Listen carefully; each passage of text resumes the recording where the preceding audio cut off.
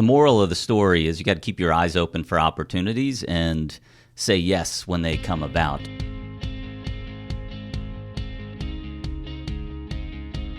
Welcome to Manage This, the podcast by project managers for project managers. Twice a month, we get together to talk about the world of project management and what matters to you as part of that world. We talk with experts, veterans in the field, and those who are finding creative ways to take the profession to the next level. I'm your host, Nick Walker, and with me are the guys who might say are at a level of their own, Andy, Crowe and Bill Yates. And Andy, I cannot wait to see what today's guest holds for us. This is going to be a good one. You know, Kupe is kind of famous around the office here, and so a lot of people know him. He's got a good reputation, and I'm really eager to get into this new topic for us of business analysis. Well, we should mention that we recently took a survey of our listeners, and one of the topics they requested was the subject of business analysis. So today's podcast is a result of those requests. So let's meet him. Kupe Kupersmith is an accountant, an IT consultant, a writer, speaker, coach, trainer, and improv comedian.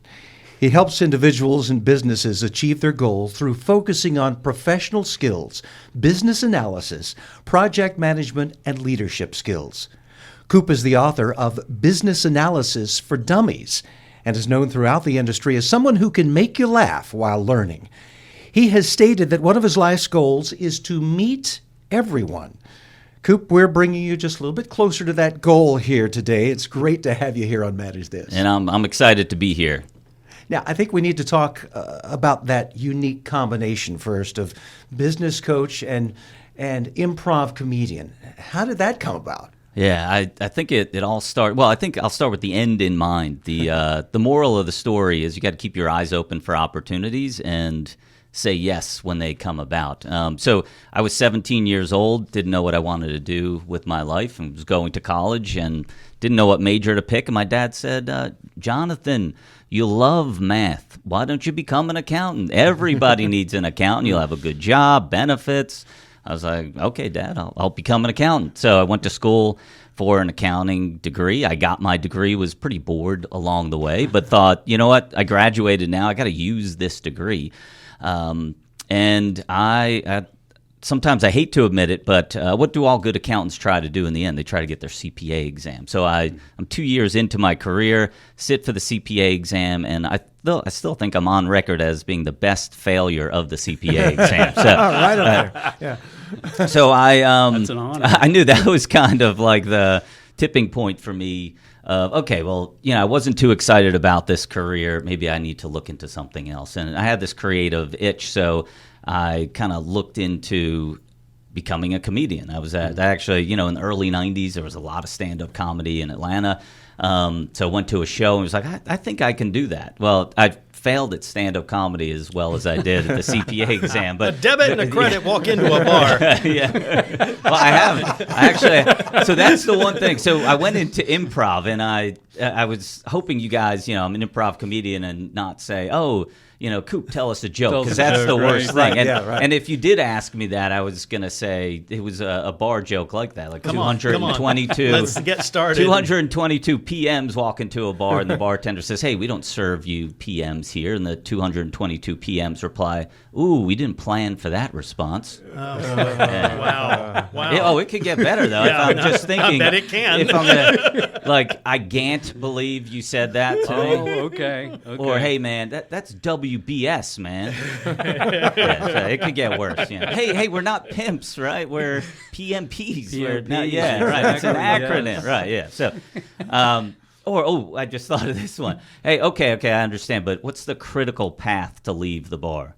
Okay. You like All that? right, I like No, that. Andy didn't like that one. Well, I'm working on it. Yeah, I thought you said this was going to get better. Yeah, right. Did I end on the band? So anyway, I decided to audition for some improv troupes. I got brought on, trained, and then I started performing improv for basically every weekend for about 10 years in Atlanta. At the same time, I transitioned to like a reporting analyst role and into a BA role and then PM role. Because, I was a subject matter expert in financial applications, so I joined projects. So you had these two identities Right. going, Two parallel lives. Yeah, going, yeah. like Clark Kent and Superman, but somehow you managed to merge them together. Absolutely. How'd Yeah. that- yeah. Well, at some point, my wife and I decided to have a family, and she said, "Okay, you got to go for the improv stuff, or stick with the IT career." And improv was paying me about $50 a week, and most of that was spent on beer after the show. So I kind of decided to stick to the IT career. But later on, I became the president of a training organization, and realized we were trying to figure out, okay, how can we help BAs be better on the ground and do what they do? And I harkened back to, it was the improv skills that I had that made me better collaborator, team player, open-minded, able to be creative and solve problems. Along those lines, Coop, I'm curious about, from a BA's perspective, you're a business analyst. You've worked with a ton of project managers, those pimps that you talk about, the 222. How do they coexist? They're both superheroes on projects, we hope, but how do they coexist? What's a good relationship? And that, I know there's still, when I first started writing about business analysis and project management, that was like a big topic, and it still seems to be a big topic. And sometimes it surprises me. It's like, why can't we all get along? I think we, it's more less the Batman Superman fight, right? Yeah. And I think even in that movie, Batman or Superman versus Batman, I don't remember. But in that movie, they come together in the end, Exactly. right, to Yes. fight the common enemy. And I think that's how it has to be. And and then I'll go sidebar. I don't even know if Batman is a superhero, really, but he's just a tough guy That's with an controversial. intimidating We've got to voice. migrate off of the DC universe for a minute, because Okay. I'm thinking Thor and Hulk, and here's the point: is they don't really get along. True. They are more often fighting each other than fighting any common enemy. They're not friends. So this is sort of the interesting part with the BA and the PM, because a project manager a lot of times ends up doing some of the work of a business analyst, and vice versa. Those two Venn diagrams overlap a lot sometimes. How do we distinguish those roles? What do you see when it works and works well? What are the attributes? I think it comes down to one thing. It's conversations, right? It's not, so there is a Venn diagram. Every BA is not the same.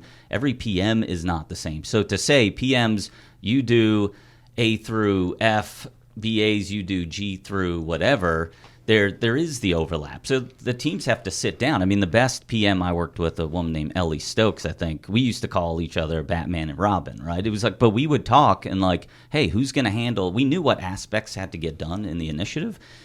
Who can handle it? Who's best to handle it? Who has the time? I mean, when early in my PM career, I didn't care what people's roles were. I got assigned a project.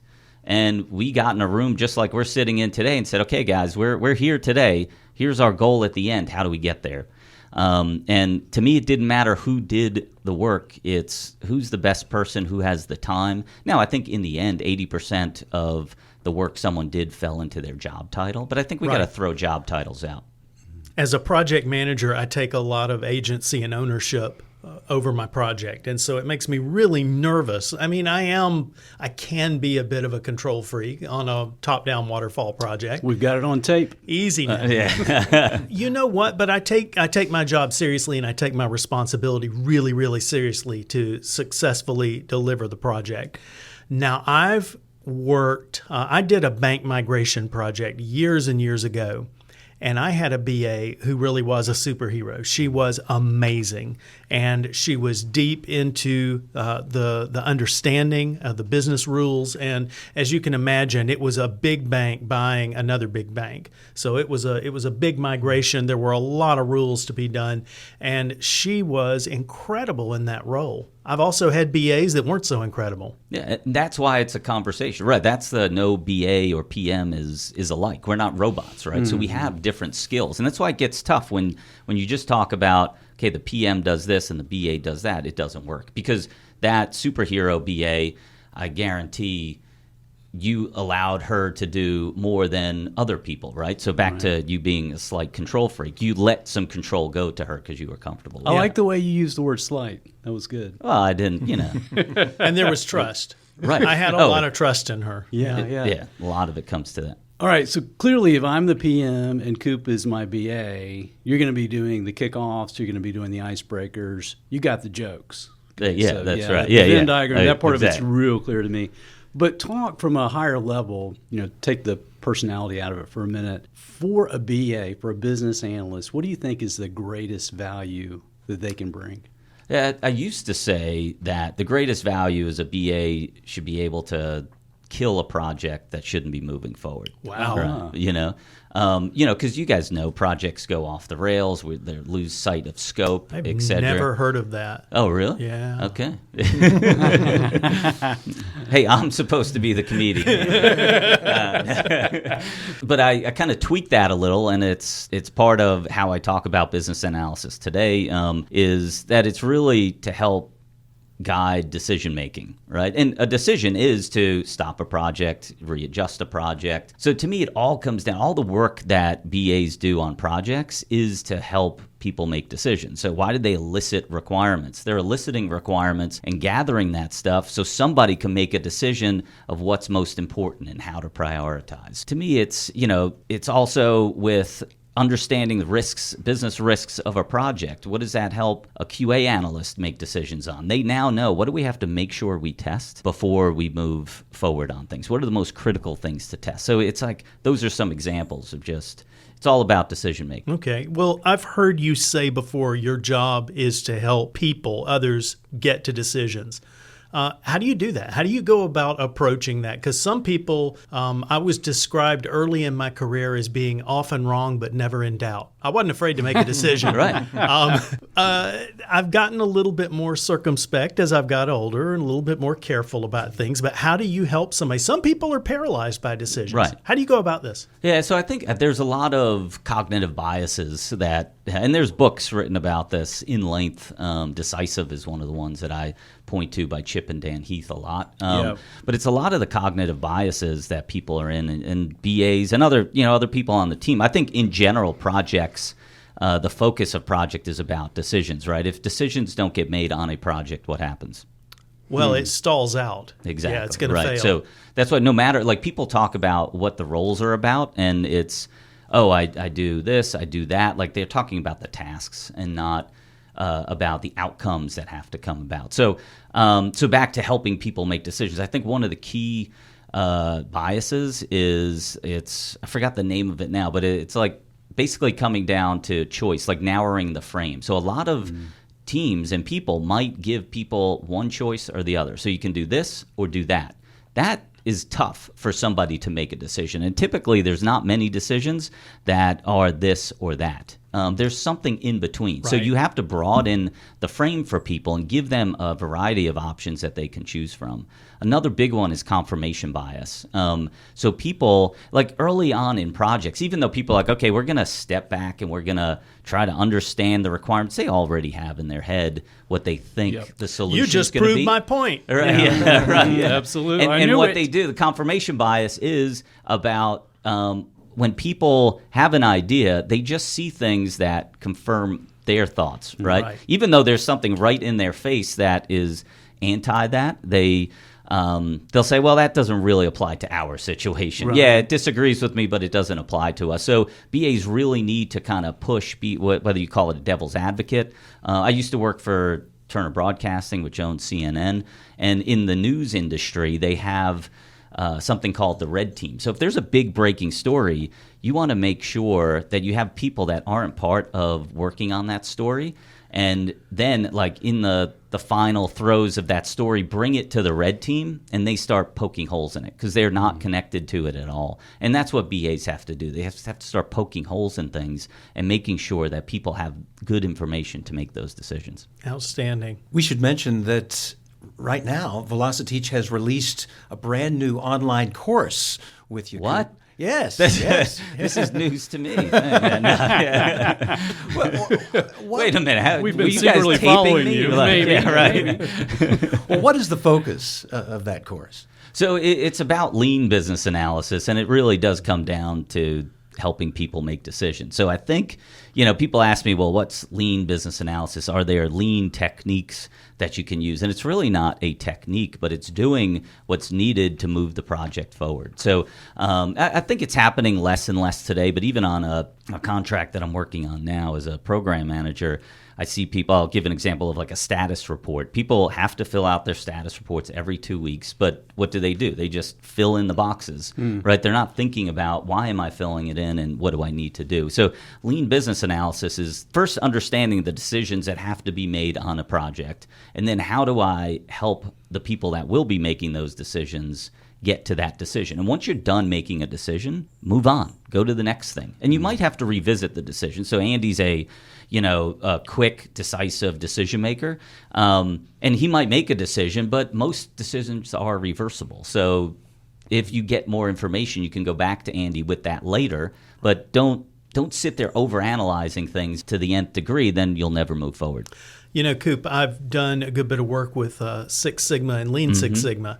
And in that, one of the things I love about it is it's so much about valuable processes. So you're not just looking and saying we're doing this because we're filling out a status report because that's what we do on Fridays.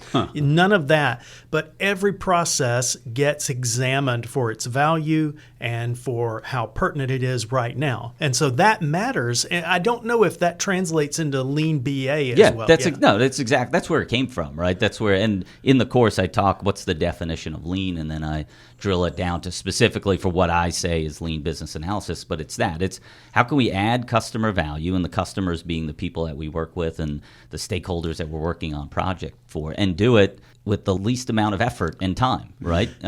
But it's got to add that value still. Yes, and it's overwhelming when you look at organizations because processes, once they're in place, they don't tend to go away. People don't put a sunset clause on them. They don't put an expiration date with them. And it is so valuable when somebody walks in and just cleans it up. This is not adding value anymore. We don't need to do this anymore. We can make this simpler and cleaner and more part of the value stream. Right, and so if you narrow it down to the process or approach of a BA, that's what I'm talking about, right? It's like, how do we lean out all the other stuff? Don't just do something because that's our SDLC here. No, constantly be thinking about, why am I doing this? How is it going to add value? Years ago, I wrote a blog that I think we all in projects should be paid on commission, right? And then you would really be thinking about, okay, if I'm paid on commission, I got to get this project done and it's got to hit the objectives, yada, yada. I'm only going to do things that I care about. I'm not going to do stuff, the PMO has a process and it says we have to do it, so I'm going to do it, right? And check the box. Well, the trouble you get into with that is that now it's somebody's job. Somebody's compensated for checking that box as opposed to paid on the commission of the value of checking that box. They're paid to sit there and check boxes, and they want that job. It comes with benefits and retirement and whatever. That's right. This syncs up perfectly with the statement you made earlier, Kupe, which is early on in your career, you felt like the most important thing the BA did was kill bad projects or kill things that needed to have a bullet put in them. So this concept of lean and lean BA, I get that. You're looking for value and you're not afraid to say, hey, this doesn't add value, or we could do it more effectively. There's too much churn here. We need to tweak this. I get that. And one of the concepts that I've heard you speak on is analysis paralysis. And you make the statement, we can all learn from Amazon. And you talk about their 70% rule. Talk about that a bit. Yeah, so they have, they feel, and I don't even know how they calculate 70%, but it's like they get to, and I used to talk about this all the time, like you have to do just enough requirements. And people would buy into that. And they would like, oh, yeah, Kupe, that's perfect. And then they would ask, well, how do you get to just enough requirements? I'm like, oh, sorry, the phone's breaking up. I can't hear you. I'll call you back. Because I was like, I knew how to do it, but I didn't know. How do you explain? How do you explain to someone what I'm doing? And that's how I got to the decision making with some other people. But the 70% rule is, more about a bias towards action, right? I mean, that's one of the big things that you read about Amazon, what they do. It's like get enough information, take action. If we're wrong, we'll reverse the decision. And most decisions on projects, now I think there's strategic decisions, like a company is going to make a strategic decision to get into a line of business. That's not as reversible. You gotta commit to that and say, we are going to do this. Like I'll take you guys. If you're saying now we're going to get into doing some more BA stuff, we got to commit to it. So can I get a contract here that we're committing? No, I'm just kidding.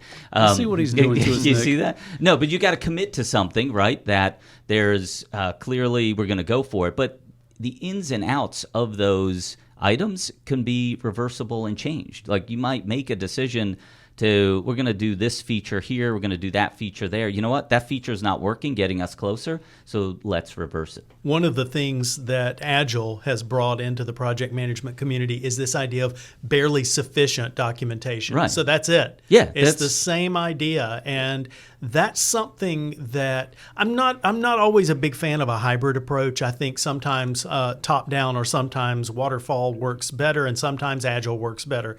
Right now, we're doing a little bit more on the Agile side in terms of projects we're doing around here, but it doesn't work for everything. But boy, I love that idea of barely sufficient documentation all the way across. It's been a good thing. Yeah, and I might have a slightly different belief of waterfall, Agile, or the hybrid. I think teams, like all these things are not one way or the other. It's like teams have to come together based on they're like, I'm working with someone right now, they're not in an Agile mode. I mean, it's going to be more disruptive if I push that person to be Agile. The project will fail even though it's Agile, right? So you have to look at, okay, what's going to work best for this team? What is the makeup of, like, if there's a lot of knowns, like if you're doing an accounting package, I mean, accounting packages have been implemented for years. There's knowns. It's like you just have to walk through the steps. So why are you going to do that in an Agile manner? Just go do it step by step. But there's things where there's a lot of unknowns that we want to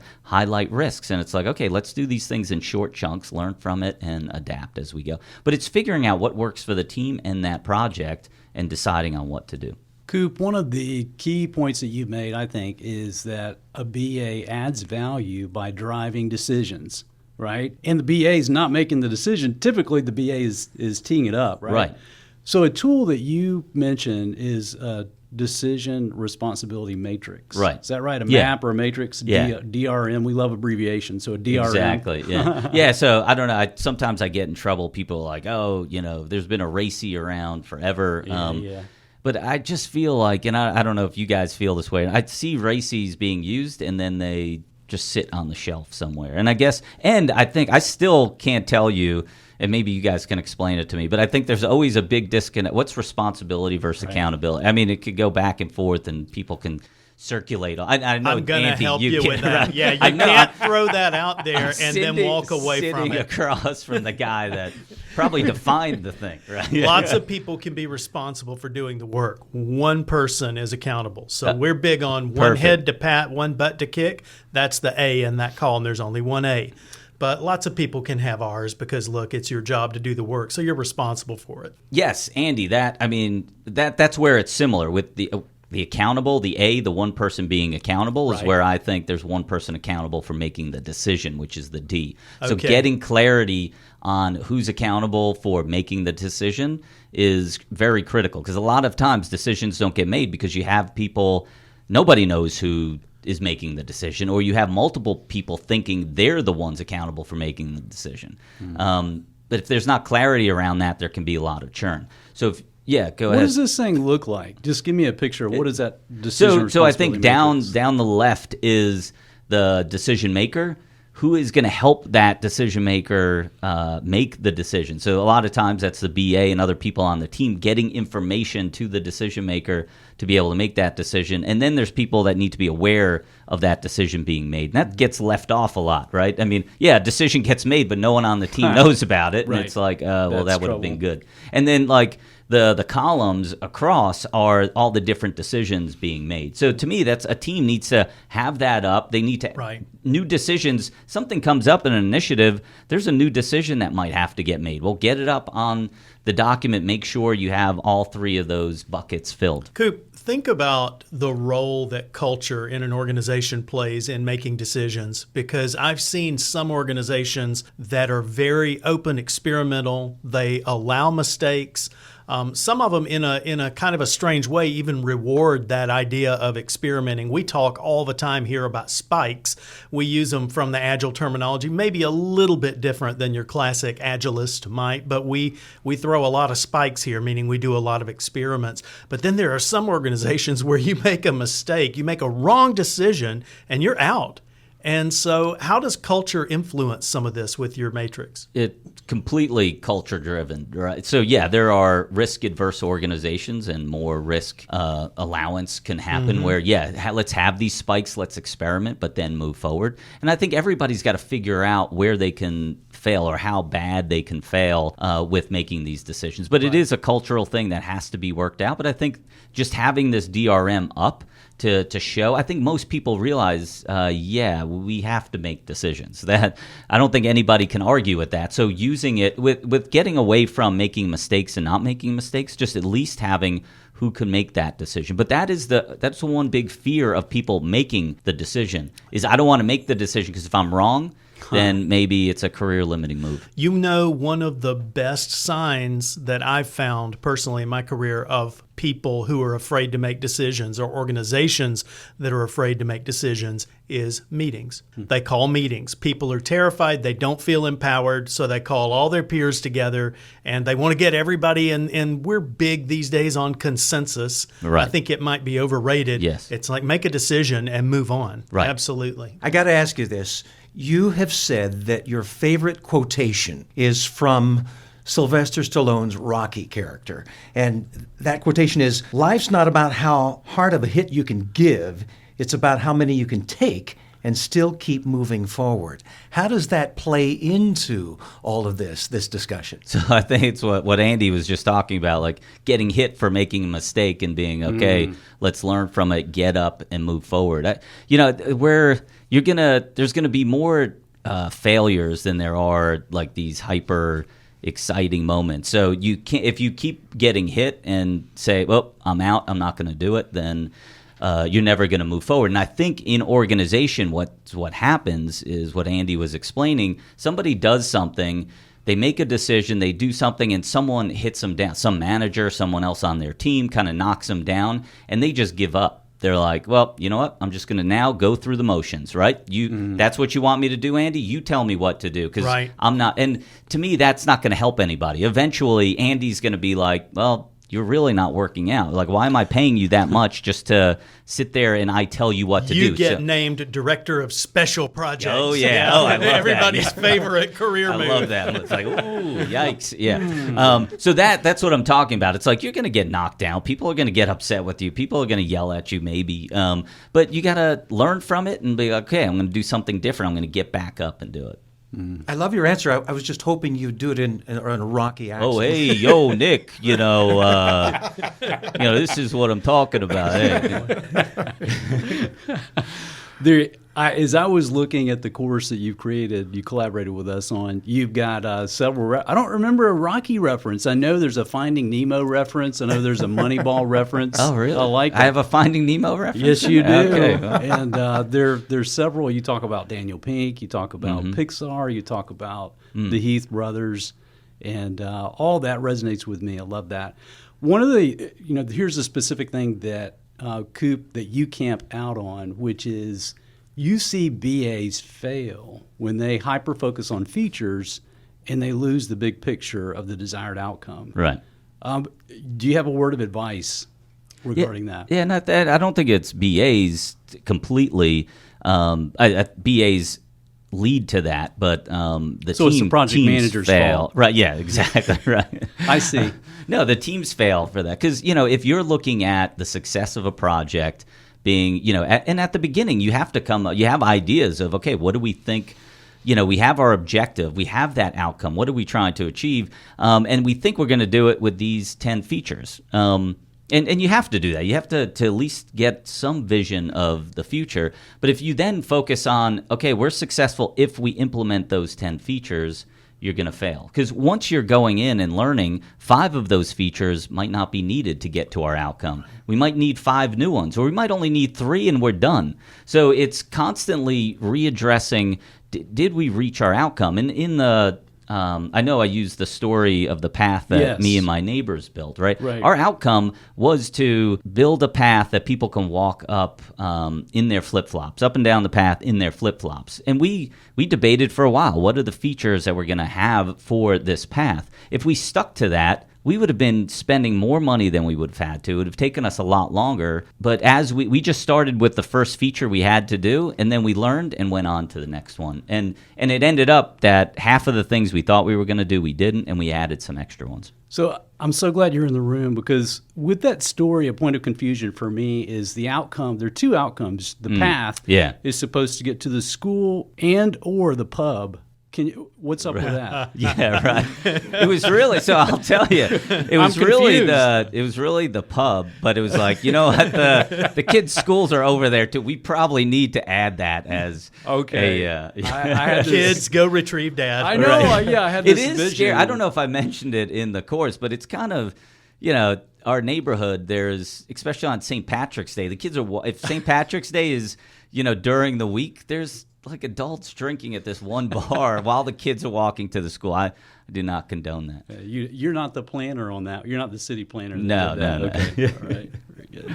I know you do a lot of speaking engagements. How can people get in touch with you about those and your other activities? Yeah, I think there's actually 3 ways. Best is go to my site, www.kupetalks.com, and Kupe is spelled Kupe, for those that might have spelled it Coop. And at Kupe, you can find me on Twitter, at Kupe, Kupe again, and check me out on LinkedIn. So, one of my goals was to meet everybody in the world. So the way I stay connected with a lot of people in the business space is on LinkedIn, so you could find me there as well. And I think that's a worthy goal. All right, Kupe, thanks so much for being with us. A pleasure to have you. We've got a little mug for you here to take away as a souvenir. We appreciate you being here with us today. And I appreciate the mug, because when Wendy told me that was part of the agenda, that's when I agreed to come. That was the hook. Yeah. Thanks again, Kupe. Andy and Bill, always a pleasure. We here at Manage This want to express our sincere appreciation to everyone who took part in our recent survey to help us to get to know you better and find out in more detail what topics you're interested in hearing more about. And we also want to remind you about the double benefit you're getting from listening to this podcast. As you collect PDUs, professional development units, toward your recertifications, remember you earned them just for listening to Manage This. To claim them, go to velociteach.com and select Manage This Podcast from the top of the page. Click the button that says Claim PDUs and just click through the steps. That's it for us here on Manage This. We hope you'll tune back in on August 21st for our next podcast. In the meantime, you can visit us at velociteach.com/manage this to subscribe to this podcast, to see a transcript of the show, or to contact us. And tweet us at manage_this if you have any questions about our podcasts or about project management certifications. We're here for you. That's all for this episode. Thanks for joining us. Until next time, keep calm and manage this.